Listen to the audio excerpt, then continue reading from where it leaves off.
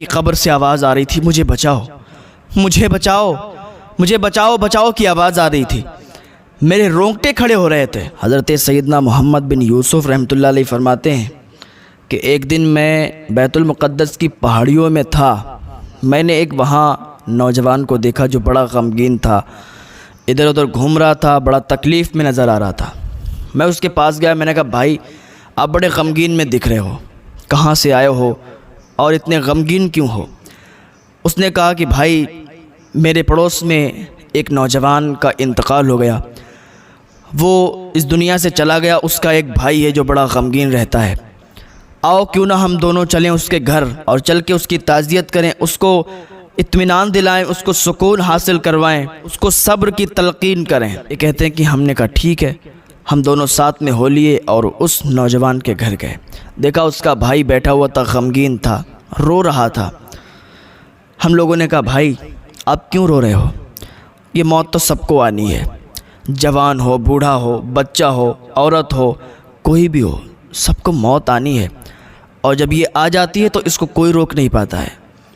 جس کی بھی موت آ جاتی ہے، جہاں آ جاتی ہے اسی حالت میں وہیں پر وہ انتقال کر جاتا ہے اور یہ دنیا چھوڑ کر چلا جاتا ہے۔ اس نے کہا بھائیو آپ صحیح کہہ رہے ہو، لیکن میں اس بات سے نہیں رو رہا ہوں کہ میرا بھائی مر گیا۔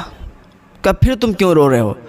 کہ میں اس بات سے رو رہا ہوں کہ اس کا حال قبر میں بہت برا ہے، اس کا حال بہت زیادہ خراب ہے کہ جس کو سوچ سوچ کر میں رو رہا ہوں۔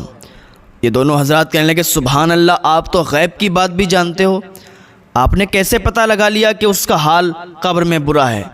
وہ کہنے لگا میں غیب کی باتیں تو نہیں جانتا ہوں، لیکن اتنا ضرور جانتا ہوں کہ جب میرا بھائی مرا اور میں اس کو دفنانے کے لیے گیا، سارے لوگ چلے آئے، سارے لوگ اس کو دفن کر کے چلے آئے، میں رک گیا، میں اس کی قبر پر ٹھہر گیا تھوڑی دیر کے لیے، اور دل کے کانوں سے اگر سن لو گے نا یہ، تو میرا یقین ہے کہ اللہ کی بارگاہ میں تائب ہو جاؤ گے۔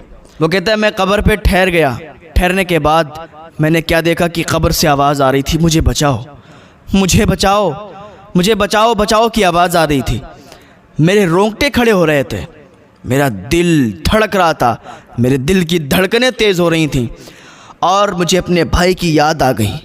میرا بھائی چلا رہا تھا مجھے بچاؤ، مجھے بچاؤ، اس کی آوازیں میرے کانوں میں سنائی دے رہی تھیں، میرے کانوں میں اس کی آوازوں کی گونج آ رہی تھی۔ میں جلدی سے قبر کھودنے لگا کہ غیبی آواز آئی کہ خبردار قبر کو مت کھولنا، قبر کو مت کھودنا۔ یہ میرے کانوں میں آواز آئی، میں نے قبر کو بند کر دیا، میں نے قبر کو نہیں کھودا، اور وہاں سے میں بچ نکلا اور چلنے لگا۔ ابھی ایک قدم بڑھایا تھا کہ پھر بھی آواز آنے لگی کہ مجھے بچاؤ، مجھے بچاؤ، مجھے بچاؤ کی آواز آنے لگی۔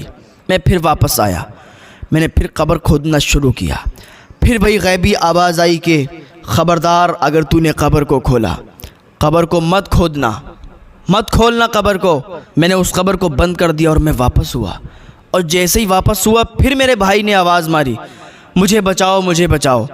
اس وقت میرا دل ایسا دھڑکا اور بھائی کی محبت ایسی غالب آئی کہ میں گیا اور فوراً قبر کھودنے لگا۔ میں نے پوری قبر کھود ڈالی، اور جیسے ہی قبر کھودی تو میں نے بڑا عجیب واقعہ دیکھا، بڑا عجیب منظر دیکھا۔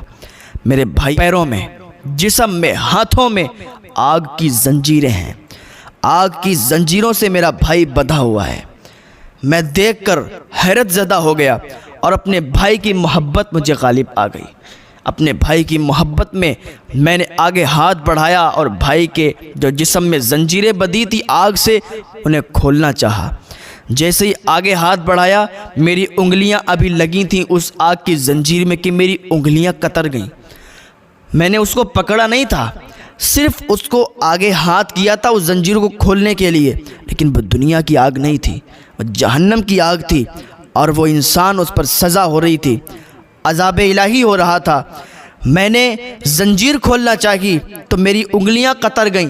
جیسے ہی میری انگلیاں قطریں، میرے درد ہونے لگا اور شدید تکلیف ہونے لگی۔ میں نے جلدی جیسے تیسے قبر کو بند کر دیا، اور بند کرنے کے بعد میں الٹا واپس بھاگا، اور مجھے وہ دن یاد آتا ہے تو بڑا تکلیف ہوتی ہے۔ وہ منظر یاد آتا ہے تو بڑا عجیب لگتا ہے۔ آپ لوگ دیکھ سکتے ہو میری انگلیاں کتری ہوئی، اس نے چادر ہٹائی تو واقعی اس کی انگلیاں کتری ہوئی تھیں۔ کہا میں اسی ڈر سے رو رہا ہوں عذاب الہی، اللہ تعالیٰ جب عذاب ڈالتا ہے نا تو پھر کوئی نہیں بچا پاتا ہے۔ اللہ کا جب عذاب آتا ہے تو سخت طریقے سے آتا ہے، پھر کوئی اس کو نہیں بچا پاتا ہے۔